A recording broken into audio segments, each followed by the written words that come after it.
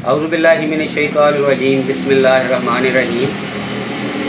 لاکھوں کروڑوں درود و سلام میرے نبی حضرت محمد صلی اللہ علیہ وآلہ وسلم پر اور آپ کی آل پر۔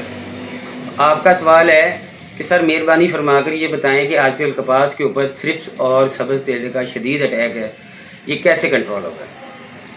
تو پیارے بھائیوں، سبز تیلا اور تھرپس یہ ایسی ایک بیماری ہے، ایسے کیڑے ہیں جو پہلے دن سے لے کر فصل کاٹنے تک یہ فصل میں موجود رہتے ہیں، مکمل طور پر یہ ختم نہیں ہوتے۔ ہم انہیں مینیج کر سکتے ہیں، کنٹرول کر سکتے ہیں۔ تھرپس کی جو نشانی ہے وہ یہ ہے کہ جب آپ پتے کی بیک سائڈ پہ دیکھیں گے تو آپ کو گولڈن سا کلر نظر آئے گا اس کے اوپر، تو یہ نشانی ہے کہ اس میں تھرپس ہے۔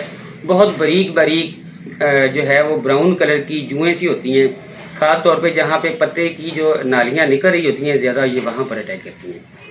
تھرپس جو ہے اس کا معاشی نقصان کی جو حد ہے وہ ہے 5 پتا۔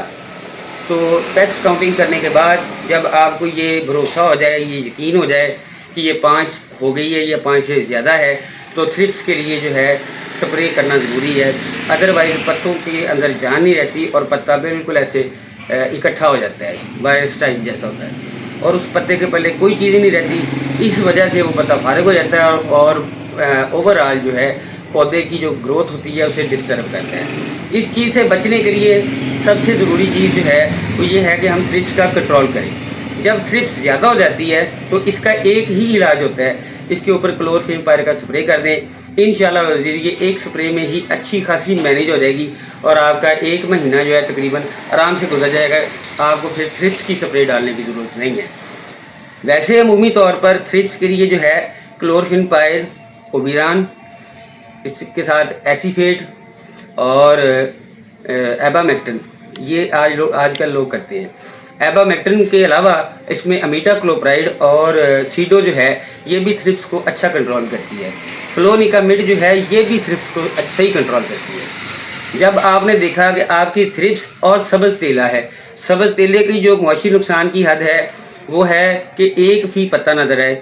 1 فی پتے کو گرنے کے لیے آپ کو تنگی ہوگی۔ آپ ویسے دیکھ لیں، آپ کو اڑتا ہوا اگر نظر آ رہا ہے، 6 سے 7 دانے ایک پودے کے اوپر نظر آ رہے ہیں، تو سبز تیلے کا سپرے کرنا پڑتا ہے۔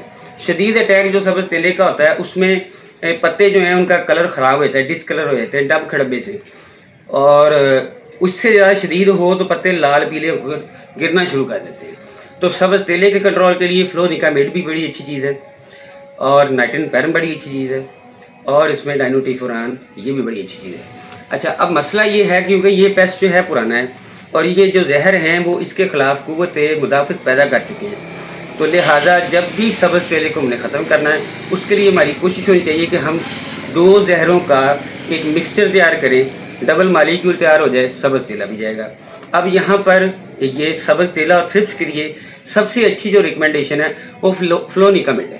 فلونیکامڈ کے ساتھ ایبامیکٹن ملا دیں تو یہ ایک اچھا کمبینیشن بن جائے گا تھرپس اور سبز تیلے کے لیے۔